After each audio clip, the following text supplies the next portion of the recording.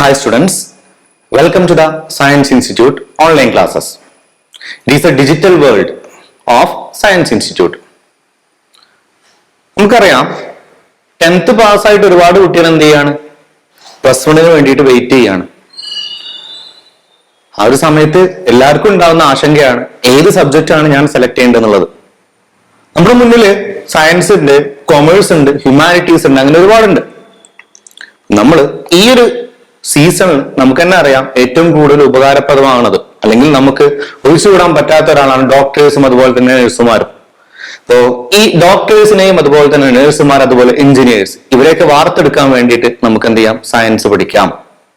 അതിനു വേണ്ടിയിട്ട് science institute ഒരുക്കുന്ന ഓൺലൈൻ ക്ലാസ്സിലേക്ക് ഞാൻ നിങ്ങൾ എല്ലാവരെയും എന്ത് ചെയ്യാണ്, വെൽക്കം ചെയ്യാണ്. My name is Hamdan. Okay students, ഇനി നമുക്ക് എന്ത് ചെയ്യാം, കെമിസ്ട്രിയെ കുറിച്ച്, പ്ലസ് വണ്ണിലെ കെമിസ്ട്രിനെ കുറിച്ച് കുറച്ച് കാര്യങ്ങൾ എന്ത് ചെയ്യാം, നമുക്ക് ഡിസ്കസ് ചെയ്യാം. വലിയ ബുദ്ധിമുട്ടൊന്നുമില്ല, സിമ്പിൾ ആണ്, ചാപ്റ്റേഴ്സ് സിമ്പിൾ ആവും. എപ്പം എന്ന് ചോദിച്ചു കഴിഞ്ഞാൽ അപ് ടു ഡേറ്റ് ആയിട്ട് നോട്ടൊക്കെ എഴുതിയിട്ട് കൃത്യമായിട്ട് പഠിച്ചു കഴിഞ്ഞാൽ ഒരു പ്രശ്നവുമില്ല, സിമ്പിൾ ആയിട്ട് നമുക്ക് എന്ത് ചെയ്യാൻ പറ്റും, ഫുൾ മാർക്ക് വാങ്ങാൻ പറ്റും. A+ എന്നല്ലാതെ ഫുൾ മാർക്ക് തന്നെ എന്ത് ചെയ്യാൻ പറ്റും, നമുക്ക് വാങ്ങാൻ പറ്റും. നമുക്ക് എന്ത് ചെയ്യാം, ജസ്റ്റ് ഏതൊക്കെയാണ് പഠിക്കാനുള്ളതെന്ന് നോക്കാം അല്ലെ. കെമിസ്ട്രിയിൽ 3 തരംതിരിച്ചിട്ടുണ്ട്. ഇപ്പൊ ബയോളജി, സുവോളജി, ബോട്ടണി എന്നുള്ള രീതിയിൽ തരംതിരിച്ചതുപോലെ തന്നെ കെമിസ്ട്രിയും 3 തരംതിരിച്ചിട്ടുണ്ട്. ഒന്ന് ഇനോർഗാനിക്, മറ്റൊന്ന് ഓർഗാനിക്, ദെൻ ഫിസിക്കൽ കെമിസ്ട്രി. ഇങ്ങനെ 3 എന്ത് ചെയ്തിട്ടുണ്ട്, തരംതിരിച്ചിട്ടുണ്ട്, ക്ലാസിഫൈ ചെയ്തിട്ടുണ്ട്. നമുക്ക് നോക്കാം ഏതൊക്കെയാണ് ചാപ്റ്റേഴ്സ് എന്നുള്ള കാര്യങ്ങൾ നമുക്ക് എന്ത് ചെയ്യാം, ഒന്ന് നോക്കാം. Okay, first chapter some basic concepts of chemistry. Second chapter structure of atom. Third chapter classification of elements and periodicity in properties. Fourth chapter chemical bonding and molecular structure. Fifth chapter states of matter, then thermodynamics, equilibrium, redox reaction, hydrogen, S block, P block, then organic chemistry. രണ്ട് organic chemistry chapters ഉണ്ട്. Second chapter hydrocarbons and finally environmental chemistry. ഇത്രയും chapters ആണ് നമുക്ക് എന്ത് ചെയ്യാനുള്ളത്, പഠിക്കാനുള്ളത്. ഓരോന്നും important ആണ്. ഇതില് കൊച്ചു കൊച്ചു ചാപ്റ്റേഴ്സ് ആണ് ഇതൊക്കെ കേട്ടോ. എൻവയോൺമെന്റൽ കെമിസ്ട്രി, അതുപോലെ തന്നെ S block, P block, hydrogen, redox, ഈ ഒരു ചാപ്റ്റേഴ്സ് ഒക്കെ ചെറിയ ചാപ്റ്റേഴ്സ് ആണ്. അത്യാവശ്യം ലെങ്തി ആയിട്ടുള്ള ചാപ്റ്റേഴ്സ് ആണ്. ചാപ്റ്റർ 4 ആയിട്ടുള്ള കെമിക്കൽ ബോണ്ടിങ്ങും അതുപോലെ തന്നെ ഈ 2 ഓർഗാനിക്കിന്റെ ചാപ്റ്റേഴ്സും 2 ബുക്കുകളിലായിട്ടാണ് ക്രമീകരിച്ചിരിക്കുന്നത്. ഒറ്റ ബുക്കിലല്ല ഇത്രയും ചാപ്റ്റേഴ്സ് കൊടുത്തുള്ളത്, 2 ബുക്കുകളിലായിട്ടാണ് ക്രമീകരിച്ചിരിക്കുന്നത്. എല്ലാ കാര്യങ്ങളും നമുക്ക് ഡിസ്കസ് ചെയ്യേണ്ട. നമുക്ക് ആദ്യം തന്നെ പ്ലസ് വണ്ണിലെ ഏറ്റവും സിമ്പിൾ ആയിട്ടുള്ള ചാപ്റ്റർ ആണ് 3rd ചാപ്റ്റർ. നോക്കൂ, ചാപ്റ്റേഴ്സിന്റെ ഹെഡിങ് എന്താ നോക്കൂ, classification of elements and periodicity in properties. നമുക്ക് എന്ത് ചെയ്യാം, അതിനെ കുറിച്ച് കുറച്ച് കാര്യങ്ങൾ എന്ത് ചെയ്യാം, പറയാം. Okay, classification of elements. ഈ ചാപ്റ്റർ അത്യാവശ്യം ഇമ്പോർട്ടന്റ് ആയിട്ടുള്ള ചാപ്റ്റർ ആണ്. കാരണം നമ്മൾ കെമിസ്ട്രിയുടെ ബേസിക് ആണ് ഈ ചാപ്റ്ററിൽ പഠിക്കുന്നത്. ഇതില്ലാതെ നമുക്ക് മുന്നോട്ട് പോകാൻ പറ്റില്ല. കാരണം എലമെന്റ്സിനെ കുറിച്ച് കംപ്ലീറ്റ് കാര്യങ്ങളുള്ളതും ഈ ഒരു ചാപ്റ്ററിലാണ്. പീരിയോഡിക് ടേബിൾ എന്ന് വേണമെങ്കിൽ തന്നെ ഈ ചാപ്റ്ററിനെ നമുക്ക് എന്ത് ചെയ്യാം, പേര് വിളിക്കാം. അത്രയും ഇമ്പോർട്ടന്റ് ആയിട്ടുള്ള ഒരു ചാപ്റ്റർ ആണ്. ചെറിയ ചാപ്റ്റർ ആണ്, ഈസിയാണ് പഠിച്ചെടുക്കാൻ വേണ്ടിയിട്ട്. 1800-കളിൽ ഏകദേശം 31ഓളം എലമെന്റ്സ് ആണ് കണ്ടുപിടിച്ചിരുന്നത്. 1865 ഒക്കെ ആയപ്പോഴേക്ക് ഏറെക്കുറെ 63ഓളം എലമെന്റ്സ് എന്ത് ചെയ്തു, കണ്ടുപിടിച്ചു. ഈ ഒരു എലമെന്റ്സ് കണ്ടുപിടിക്കുന്നത് കൂടി തന്നെ ഈ ഒരു സയന്റിസ്റ്റുമാർ, അതായത് ആ ഒരു ഡിസ്കവറി നടത്തിയിട്ടുള്ള സയന്റിസ്റ്റുകൾ, ഇവരെ ഒന്ന് ക്ലാസിഫൈ ചെയ്യാനുള്ള ശ്രമങ്ങൾ ഒരുപാട് നടത്തിയിട്ടുണ്ട്. അപ്പോ ആ ഹിസ്റ്ററി നമുക്ക് നന്നായിട്ട് വ്യക്തമായിട്ട് പഠിക്കണം. ഏതൊക്കെ റൂട്ടിലൂടെയാണ് എന്ത് ചെയ്തിട്ടുള്ളത്, ക്ലാസിഫിക്കേഷൻ നടത്താൻ വേണ്ടിയിട്ട് അവര് തെരഞ്ഞെടുത്തത്, ഏതൊക്കെ മെത്തേഡാണ്, ഏതൊക്കെ മാതൃകയാണെന്നുള്ള കാര്യങ്ങൾ എന്ത് ചെയ്യണം, നമുക്ക് ഡീറ്റെയിൽ ആയിട്ട് പഠിക്കണം. ക്ലാസിഫൈ ചെയ്യുന്നതിന്റെ ബെനിഫിറ്റ് എന്താന്ന് ചോദിച്ചു കഴിഞ്ഞാൽ നമുക്ക് എന്ത് ചെയ്യാം, പഠനം, നമ്മുടെ സ്റ്റഡീസ് ഈസി ആക്കാൻ വേണ്ടിയിട്ടാണ് നമ്മൾ എലമെന്റ്സിനെ ക്ലാസിഫൈ ചെയ്യുന്നത്. കെമിസ്ട്രി എന്ന് പറഞ്ഞു കഴിഞ്ഞാൽ വാസ്റ്റ് ആണ്, അത്രയും വാസ്റ്റ് ആണ്, ഒരുപാട് പഠിക്കാനുണ്ടാവും. ഓരോ എലമെന്റ്സിനെ കുറിച്ച് നമ്മൾ എടുത്ത് പഠിക്കുന്നതിന് പകരം ഒരു കൂട്ടം എലമെന്റ്സിനെ കുറിച്ച് എന്ത് ചെയ്യാം, പഠിക്കാം. അതാണ് നമ്മൾ ഈ ഒരു ക്ലാസിഫിക്കേഷൻ എന്നുള്ളത് കൊണ്ട് എന്ത് ചെയ്യുന്നത്, അർത്ഥമാക്കുന്നത്. നമുക്ക് ഹിസ്റ്ററി നോക്കണം. ഹിസ്റ്ററി നോക്കുന്നതിന് മുന്നോടിയായിട്ട് ഈ ഒരു ക്ലാസിഫിക്കേഷന്റെ ഐഡിയയും എന്തിനു വേണ്ടിയിട്ടാണ് ഇതൊക്കെ പഠിക്കുക എന്നുള്ളത് എന്ത് ചെയ്യുക, നിങ്ങൾ ഒരു ജസ്റ്റ് ഒന്ന് മനസ്സിലാക്കി വെക്കണം. ഇതിന്റെ പഠിക്കുന്നതിന്റെ ആവശ്യകത വ്യക്തമായിട്ട് മനസ്സിലാക്കി വെക്കണം. നമുക്ക് എന്ത് ചെയ്യാം, ഇനി ആദ്യം മോഡേൺ പീരിയോഡിക് ടേബിളിനെ കുറിച്ച് കുറച്ച് കാര്യങ്ങൾ പറഞ്ഞിട്ട് എങ്ങനെ അതിലേക്ക് എത്തിച്ചേർന്നു എന്നുള്ള കാര്യം നമുക്ക് എന്ത് ചെയ്യാം, ഡിസ്കസ് ചെയ്യാം. ഓക്കെ സ്റ്റുഡൻസ്, നമുക്ക് എന്ത് ചെയ്യാം, ആ മോഡേൺ പീരിയോഡിക് ടേബിൾ ഒന്ന് നോക്കാം അല്ലെ. നോക്കല്ലേ,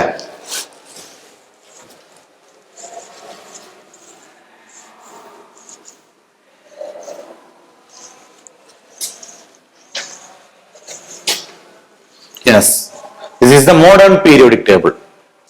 നമ്മൾ ഇന്ന് ഈ ഒരു കാലഘട്ടത്തിൽ യൂസ് ചെയ്യുന്ന പീരിയോഡിക് ടേബിൾ ആണിത്. നോക്കൂ, ഓരോന്നിനും ഓരോതായിട്ടുള്ള പ്രത്യേകതകളുണ്ട്. എത്ര ഗ്രൂപ്പുകളാണുള്ളത്, എത്ര പീരീഡുകളാണുള്ളത് എന്നൊക്കെ വ്യക്തമായിട്ട് അറിയാം. 18 ഗ്രൂപ്പ്സും ഉണ്ട്, അതുപോലെ തന്നെ 7 പീരീഡ്സും ഉണ്ട്. ഇതാണ് മോഡേൺ പീരിയോഡിക് ടേബിൾ. ഇവരെ പലതായിട്ട് കളറിനനുസരിച്ച് പലതായിട്ട് ക്ലാസിഫൈ ചെയ്തിട്ടുണ്ട്. റെഡിലൊക്കെ ആൽക്കലി മെറ്റൽസ് ആണ്. അതുപോലെ തന്നെ ട്രാൻസിഷൻ മെറ്റൽ ആണ് ഈ ഒരു ഗ്രീനിൽ കാണിച്ചിട്ടുള്ളത്. സെമി മെറ്റൽ ആണ് ഈ ഒരു ബ്ലൂ കളർ. വയലറ്റ് ഹാലജൻസ് ആണ്. ലാന്തനൈഡ് ഈ ഒരു ഓറഞ്ച്, ലൈറ്റ് ഓറഞ്ച് ഷെയ്ഡ് ആണ്. Alkaline earth metals. പിന്നെ ആസിഡ് ആണോ ബേസ് ആണോ എന്നുള്ളതെങ്കിൽ ബേസിക് ആണെങ്കിൽ ഗ്രീൻ. നോൺ മെറ്റൽസ് ഒക്കെ ഈ കളർ. അങ്ങനെ പലതായിട്ട് ക്ലാസിഫൈ ചെയ്തിട്ടുണ്ട്. ഈ ഒരു പീരിയോഡിക് ടേബിൾ കൊണ്ടുള്ള ബെനിഫിറ്റ് എന്താണെന്ന് ചോദിച്ചു കഴിഞ്ഞാൽ, നമുക്കിപ്പോ ബോറോൺ ഫാമിലി ഉള്ള ഒരു മെമ്പേഴ്സിനെ കുറിച്ച് അല്ലെങ്കിൽ കംപ്ലീറ്റ് മെമ്പേഴ്സിനെ കുറിച്ച് ഇൻഡിവിജ്വൽ ആയിട്ട് പഠിക്കുന്നതിന് പകരം ഒരാളെ കുറിച്ച് പഠിച്ചാൽ മതി. ഉദാഹരണമായിട്ട് ബോറോൺ വേറെ പഠിക്കണം, അലുമിനിയം, ഗാലിയം, ഇൻഡിയം, താലിയം, ഇതൊക്കെ സെപ്പറേറ്റ് ആയിട്ട് നമ്മൾ സ്റ്റഡി ചെയ്യുന്നതിന് പകരം നമ്മൾ ഒരൊറ്റ ആളെടുക്കും. ബോറോണെ കുറിച്ച് പഠിക്കുമ്പോൾ, ബോറോണെ കുറിച്ച് സ്റ്റഡി ചെയ്യുമ്പോൾ ബാക്കി കംപ്ലീറ്റ് എന്ത് ചെയ്യാൻ നമുക്കറിയാം, 90% പ്രോപ്പർട്ടീസ് ഒക്കെ ബോറോണോട് എന്നുള്ള സിമിലാരിറ്റി ഉള്ള ആളുകളാണ് ഈ ഒരു ഗ്രൂപ്പിൽ ഉൾപ്പെടുത്തിയിട്ടുള്ളത്. അപ്പൊ നമുക്ക് എന്ത് ചെയ്യാൻ പറ്റും, സ്റ്റഡീസ് ഈസി ആക്കാൻ പറ്റും. ഇതാണ് പീരിയോഡിക് ടേബിളിന്റെ ബെനിഫിറ്റ്. ഇനി നമുക്ക് ഡിസ്കസ് ചെയ്യാനുള്ളത് എങ്ങനെ ഈ ഒരു പീരിയോഡിക് ടേബിൾ വന്നു എന്നുള്ളതാണ്. എങ്ങനെയാണ് ഈ ഒരു പീരിയോഡിക് ടേബിളിലേക്ക് എത്തിച്ചേർന്നു എന്നുള്ളതാണ് നമുക്ക് എന്ത് ചെയ്യാനുള്ളത്, പഠിക്കാനുള്ളത്. നമുക്ക് എന്ത് ചെയ്യാം, അതിലേക്ക് പോവാം. Okay, let's move to the first classification. It was put forward by Dobereiner. Hence it is called Dobereiner's triad. In a triad, there are 3 elements. He said that in a triad, there is 3 elements. Also, the atomic mass of the middle element is the average of other 2. Once more, the atomic mass of the middle element is the average of other 2. നമുക്ക് നോക്കല്ലേ ട്രയാഡിലേക്ക് പോവാം എങ്ങനെയാണ് എന്നുള്ളത്. Okay, this is the triad. First triad contain lithium, sodium and potassium. Once more, lithium, sodium, potassium. The atomic mass of the sodium is the average atomic mass of other 2. For example, the atomic mass of lithium is 7 and the atomic mass of potassium is 39. If we find out the average, we get 23. It is the atomic mass of the sodium. Again, next triad is chlorine, bromine and iodine. The atomic mass of chlorine is 35.5 and bromine is 80 and iodine is 127. We know that the atomic mass of the middle element, that is the atomic mass of the bromine, is the average atomic mass of other 2. Average atomic mass means the atomic mass of iodine plus the atomic mass of chlorine divided by 2. Average കാണാൻ we get 81.25, nearly 80. Next triad, calcium, strontium, barium. The atomic mass of the calcium is 14 and barium is 137. If we find out the average, we get 88.5, that is nearly equal to 88. It is the triad put forward by Dobereiner. Dobereiner classified the elements into a group of 3. നമ്മൾ കണ്ടു അല്ലെ, ഒരുപാട് example വെച്ചിട്ട് നമ്മൾ കണ്ടു. ഇതിന് ഡീമെറിറ്റും ഉണ്ട്, മെറിറ്റും ഉണ്ട്. ഡീമെറിറ്റ് എന്താണെന്ന് വെച്ചാൽ നമ്മൾ നേരത്തെ പറഞ്ഞ പോലെ തന്നെ എല്ലാ എലമെന്റ്സിനും എന്ത് ചെയ്യാൻ പറ്റില്ല, ഇയാൾക്ക് ഇങ്ങനെ ട്രയാഡിൽ ഉൾപ്പെടുത്താൻ പറ്റിയില്ല. നമുക്ക് ഫൈനലി ഡൊബറൈനറിന്റെ ഫിഗർ കൂടെ നോക്കിയിട്ട് എന്ത് ചെയ്യാം, ഈ ഒരു പാർട്ട് ഇവിടെ അവസാനിപ്പിക്കാം. He is the Dobereiner. He is the Dobereiner. ഇതോട് കൂടിയിട്ട് ആദ്യത്തെ ക്ലാസിഫിക്കേഷൻ ആയിട്ടുള്ള ട്രയാഡ് ഫിനിഷ് ആയി. Okay, next classification is telluric helix. It was put forward by AEBD Chancourtois. He arranged the elements in the increasing order of atomic mass on a cylindrical table called telluric helix. അദ്ദേഹം atomic mass കൂടി വരുന്ന ക്രമത്തിൽ എലമെന്റ്സിനെ arrange ചെയ്ത സമയത്ത് ഒരു helix പോലെയാണ് arrange ചെയ്തത്. ആ ഹെലിക്സിൽ വരുന്ന ആളുകളുടെ പ്രോപ്പർട്ടീസ് ഒക്കെ സിമിലർ ആണ്. എങ്ങനെയെന്നുള്ളത് നമുക്ക് നോക്കാം. ഇതാണ് അദ്ദേഹം കൊണ്ടുവന്ന ടെലൂറിക് ഹെലിക്സിന്റെ model. Okay, we can find out that it is a cylindrical table. Lithium, beryllium, boron, carbon. Atomic mass increasing, അല്ലേ? Atomic mass കൂടി വരികയാണ്. Lithium, beryllium, boron, carbon. Then next roll വരുന്നത് sodium, magnesium, aluminum, silicon, then potassium, calcium. ഇയാൾ observe ചെയ്ത കാര്യം, ഒരു line വരച്ചു ഒരു പെർപെൻഡിക്കുലർ ഡ്രോൺ ചെയ്യുന്ന സമയത്ത് ആ പെർപെൻഡിക്കുലറിൽ ഉള്ള എലമെന്റ്സിന്റെ ഒക്കെ പ്രോപ്പർട്ടീസ് എന്താണ്, സിമിലർ ആവും. ഫോർ എക്സാമ്പിൾ ഇവിടെ ഇതിലൂടെ ഒരു ലൈൻ വരച്ചു കഴിഞ്ഞാൽ ഈ ലൈനിൽ ആരൊക്കെ ഉണ്ടാവുക, ലിഥിയം ഉണ്ട്, സോഡിയം ഉണ്ട്, അതുപോലെ തന്നെ ആരുണ്ട്, പൊട്ടാസ്യം ഉണ്ട്. ഈ മൂന്നാളുകളുടെയും പ്രോപ്പർട്ടി സിമിലർ ആണ്. അപ്പൊ ഇതും എന്ത് തന്നെയാണ്, ഒരു ക്ലാസിഫിക്കേഷൻ ആണ്, കോൾഡ് ടെലൂറിക് ഹെലിക്സ്. അതുപോലെ അടുത്ത് ബെർലിയം, മെഗ്നീഷ്യം, അതുപോലെ തന്നെ ബോറോണിന്റെ താഴെയാണ് അലുമിനിയം കിടക്കുന്നത്. എല്ലാം ഒരു പെർപെൻഡിക്കുലർ നമ്മൾ വരച്ചു കഴിഞ്ഞാൽ ആ പെർപെൻഡിക്കുലറിൽ ഉള്ള എലമെന്റ്സിന്റെ ഒക്കെ പ്രോപ്പർട്ടീസ് എന്തായിരിക്കും, സിമിലർ ആയിരിക്കും. അങ്ങനെ ടെലൂറിക് ഹെലിക്സ് പുട്ട് ഫോർവേഡ് ചെയ്തത് AEBD ചാൻകോർട്ടോയിസ് ആണ്. അദ്ദേഹത്തിന്റെ ഫിഗർ കൂടെ നമുക്ക് എന്ത് ചെയ്യാം, ഒന്ന് നോക്കാം. He is the man who put forward the cylindrical table called telluric helix. He is the AEBD Charn-Courtois. Okay, first രണ്ട് classification തീർന്നു. ഇനി third classification ആണ് Newland's law of octave. എല്ലാവർക്കും അറിയുന്ന കാര്യം തന്നെയാണ് അല്ലേ, Newland's law of octave. He classified the elements, or he arranged the elements in the increasing order of atomic mass. Then he observed that every eighth element shows properties similar to that of first one. Hence it is called the law of octave. Once more നമുക്ക് എന്ത് ചെയ്യാം, അദ്ദേഹം arrange ചെയ്ത കാര്യം ഒന്ന് നോക്കാം.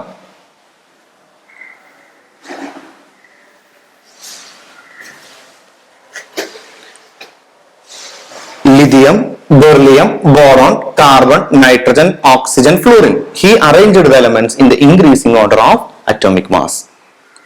He observed that every eighth element, ഓരോ എട്ടാമത്തെ എലമെന്റും ഫസ്റ്റ് എലമെന്റിനായിട്ട് എന്ത് കാണിക്കുന്നുണ്ട്, സിമിലാരിറ്റി കാണിക്കുന്നുണ്ട്. ഞാൻ എന്ത് ചെയ്യാണ്, ഇതിന് നമ്പർ 1 എന്ന് കൊടുക്കുകയാണ്. 1, then it is 2, 3, 4, 5, 6, 7, 8. First എലമെന്റും eighth എലമെന്റും എന്ത് കാണിക്കുന്നുണ്ട്, സിമിലാരിറ്റി കാണിക്കുന്നുണ്ട്. Every eighth element shows similarity with first element. നമുക്കറിയാം ലിഥിയത്തിന്റെ അതേ പ്രോപ്പർട്ടി ആണ് സിമിലാരിറ്റി കാണിക്കാറുണ്ട് സോഡിയം, പൊട്ടാസ്യം ഒക്കെ. സോഡിയം ഇനി ഇതിന് നമ്പർ 1 എന്ന് കൊടുത്തു നോക്കാം, അല്ലെങ്കിൽ ഇതിന് നമ്പർ 1 എന്ന് കൊടുത്തു നോക്കാം. നമുക്ക് 1, 2, 3, 4, 5, 6, 7, 8. മെഗ്നീഷ്യം, കാൽസ്യം സിമിലാരിറ്റി കാണിക്കുന്നുണ്ട്.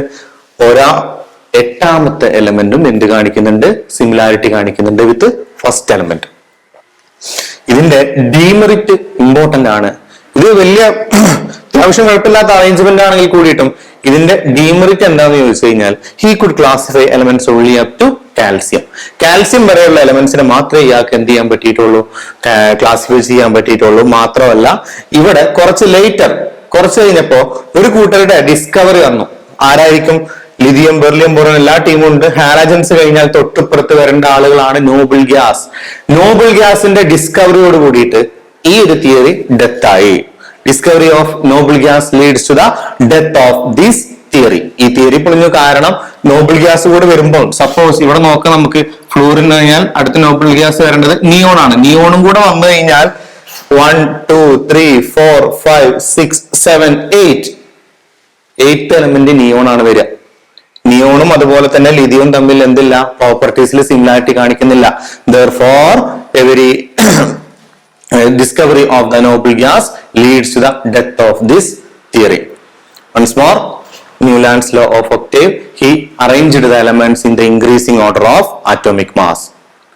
Simply, he observed that every eighth element shows properties similar to that of first one.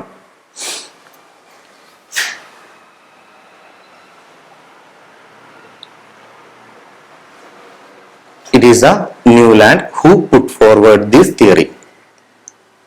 Demerit of this theory are: 1, he could classify elements only up to calcium, and second one, the discovery of noble gas leads to the death of this theory. Okay, next we have to discuss about Lothar-Meyer atomic volume curve. അടുത്ത classification ആണ്. ഇതിന്റെ important ആയിട്ടുള്ള പ്രത്യേകത എന്താണെന്ന് വെച്ച് കഴിഞ്ഞാൽ, it is a graphical representation classified on a graph. It is the graph drawn by Lothar-Meyer. He proposed that elements with similar properties occupies similar position in the graph. For example, lithium, sodium, potassium, rubidium, cesium. These are the alkali metals. They occupied the peak of the graph. Similarly, we can see that magnesium, calcium, strontium. These elements are called alkaline earth metals. They occupy the descending position of the graph. And chlorine, bromine, iodine. These are the ascending position of the graph. Once more, alkali metals occupies on the peak of the graph and alkaline earth metal occupies the descending position of the graph and halogen occupies the ascending position of the graph. അല്ലെ നോക്കൂ, പീക്കിൽ ആര് മാത്രമാണല്ലോ? Lithium, sodium, potassium, alkali metals ഒക്കെ പീക്കിൽ. Ascending പൊസിഷനിൽ ആരൊക്കെയാണല്ലോ? നോക്കൂ, ക്ലോറിൻ, ബ്രോമിൻ, അയഡിൻ. ഇതാണ് അസെൻഡിങ്, കയറി പോകുന്ന സ്ഥലം അല്ലെ. ഇനി ഇറങ്ങി വരുന്ന സ്ഥലം ഡിസെൻഡിങ് പൊസിഷനിൽ ആരൊക്കെയുള്ളത്? ആൽക്കലൈൻ എർത്ത് മെറ്റൽസ് ആയിട്ടുള്ള മെഗ്നീഷ്യം പോലത്തെ എലമെന്റ്സ് ആണുള്ളത്. Magnesium, strontium. ഇതാണ് ഇദ്ദേഹത്തിന്റെ ക്ലാസിഫിക്കേഷൻ മോഡൽ. നോക്കാം, അദ്ദേഹത്തിന് കൂടെ നമുക്ക് നോക്കണം. Lothar Meyer, this is the Lothar Meyer. He drawn to the graph atomic volume curve. Okay, finally we have to discuss about Mendeleev's the periodic table. Okay students, നമ്മൾ ലോദർമെയറിന്റെ classification തീർത്തു. ഇനി നമുക്ക് അടുത്ത് പഠിക്കാനുള്ളത് മെൻഡലീവിന്റെ ക്ലാസിഫിക്കേഷൻ ആണ്. മെൻഡലീവ് ആണ് പീരിയോഡിക് ടേബിളിന്റെ ഫാദർ എന്നറിയപ്പെടുന്നത്. അങ്ങനെ അറിയപ്പെടാൻ കാരണം ഇന്ന് കാണുന്ന തരത്തിലുള്ള പീരിയോഡിക് ടേബിൾ ഉണ്ടായത് മെൻഡലീവിനെ കണ്ടുകൊണ്ട് തന്നെയാണ്. ഫസ്റ്റ് ടൈം ഗ്രൂപ്പ് ആയിട്ടും പീരീഡ് ആയിട്ടും ക്ലാസിഫൈ ചെയ്തത് മെൻഡലീവ് ആണ്. Therefore, he is known as father of the periodic table. നമുക്ക് നോക്കാം അല്ലെ, മെൻഡലീവ്സിന്റെ പീരിയോഡിക് ടേബിളിലേക്ക് തന്നെ ആദ്യം നമുക്ക് എന്ത് ചെയ്യാം, പോവാം. This is the Mendeleev's periodic table.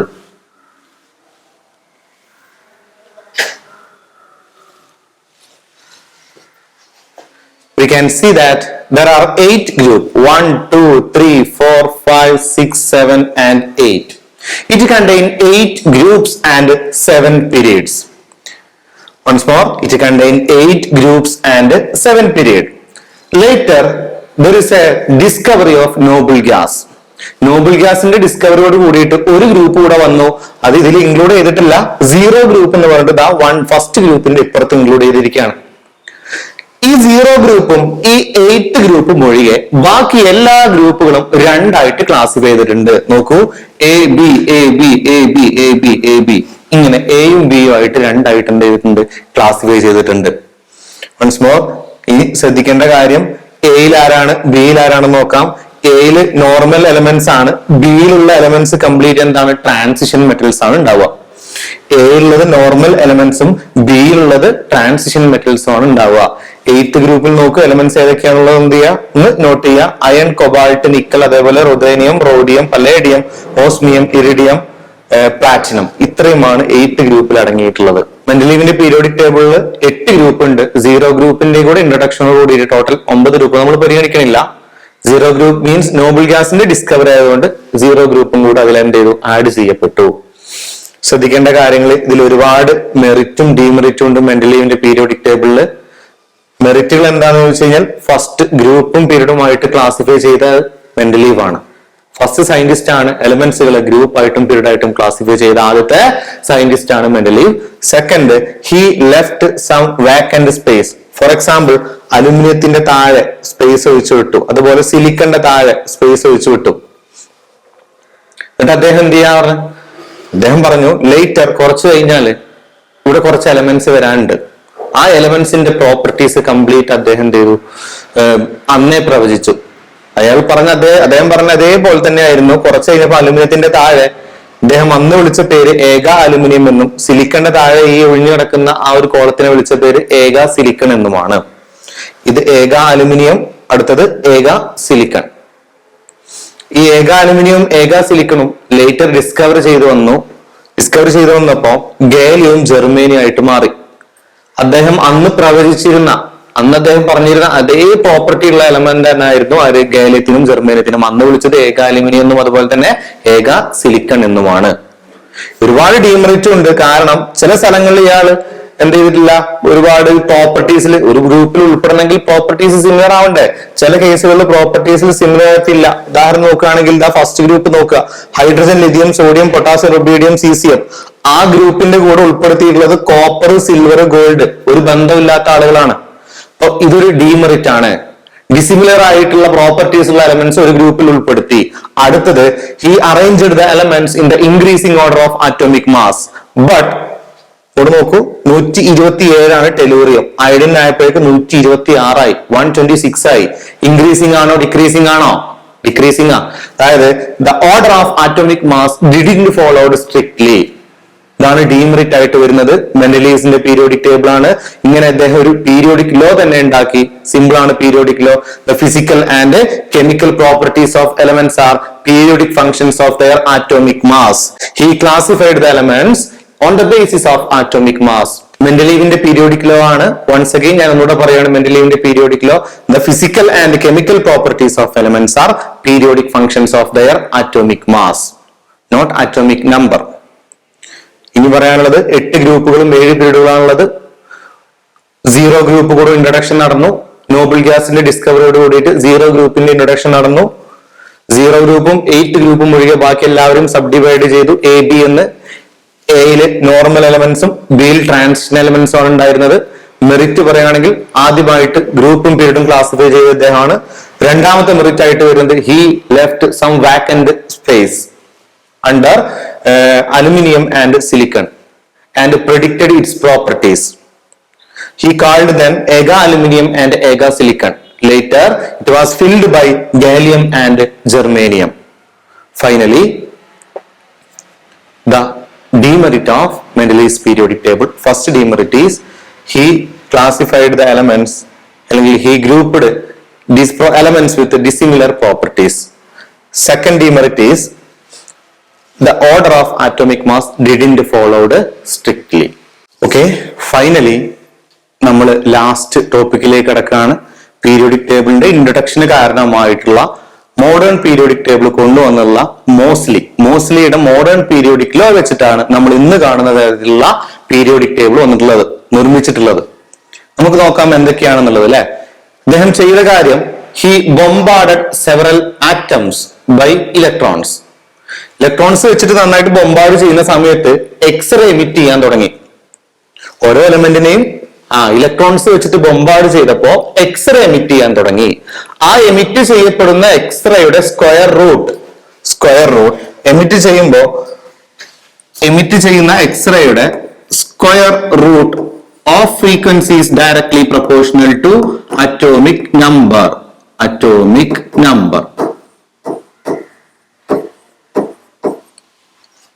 Once again, the square root of frequency emitted by the atoms is directly proportional to atomic number, not atomic mass. അങ്ങനെ നമ്മൾ ഗ്രാഫ് നോക്കുകയാണെങ്കിൽ ദാ അറ്റോമിക് നമ്പറും സ്ക്വയർ റൂട്ട് ഓഫ് ഫ്രീക്വൻസിയും തമ്മിലുള്ള graph ഇതാണ്, straight line ആയിട്ട് പോകുന്നുണ്ട്. അതുകൊണ്ട് നമുക്ക് മനസ്സിലായി ഇതുവരെ വന്ന സയന്റിസ്റ്റുകൾ കംപ്ലീറ്റ് ഫോളോ ചെയ്തത് ആറ്റോമിക് മാസിനെ ബേസ് ചെയ്തുകൊണ്ടാണ്.